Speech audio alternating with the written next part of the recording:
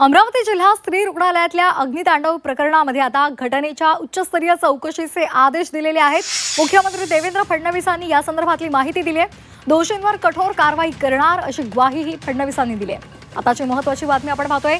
या संपूर्ण घटनेच्या उच्चस्तरीय चौकशीचे आदेश दिलेले आहेत असं मुख्यमंत्री देवेंद्र फडणवीसांनी सांगितलेलं आहे।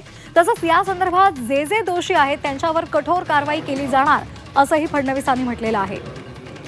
अमरावती जिल्हा रुग्णालयामध्ये आज व्हेंटिलेटरचा स्फोट होऊन आग लागली आणि त्या आगीमध्ये 3 बाळांचा होरपळून मृत्यू झालेला आहे। तसंच 5 जण सुद्धा यामध्ये जखमी आहेत। त्यापैकी एकाची प्रकृती गंभीर असल्याची माहिती मिळते आणि या संपूर्ण प्रकरणासंदर्भात कठोर कारवाई केली जाणार आहे। या संपूर्ण घटनेचे चौकशीचे आदेश मुख्यमंत्र्यांनी दिलेले आहेत। उच्चस्तरीय चौकशी या संपूर्ण घटनेची केली जाणार आहे आणि नेमकी यामागची काय कारणं आहेत ती शोधली जाणार आहेत आणि त्या संदर्भात जे दोषी आढळतील त्यांच्यावर कारवाई करणार असं त्यांनी सांगितलंय। फडणवीसांनी काय म्हटलेलं आहे ट्विटमध्ये आपण एकदा पाहूया।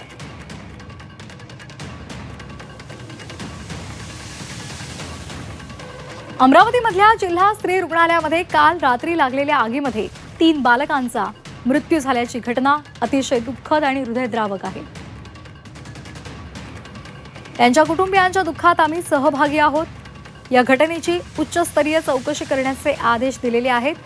आरोग्य प्रशासनाला या संदर्भातले आदेश दिलेत। या घटनेतल्या दोषींवर कठोरातली कठोर कारवाई केली जाणार आहे। आरोग्यमंत्री आणि सचिव या दोघांनाही आजच अमरावतीमध्ये भेट द्यायला सांगितलेलं आहे असं देवेंद्र फडणवीसांनी सांगितलंय। तसंच मृतांच्या कुटुंबियांना राज्य सरकारकडून 5 लाख रुपये आर्थिक मदत दिली जाणार आहे।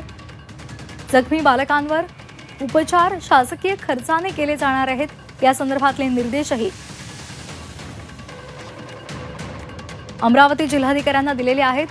सुदैवानं या घटनेमध्ये 36 बालकांना सुखरूप वाचवण्यात यश आल्याचं त्यांनी सांगितलं।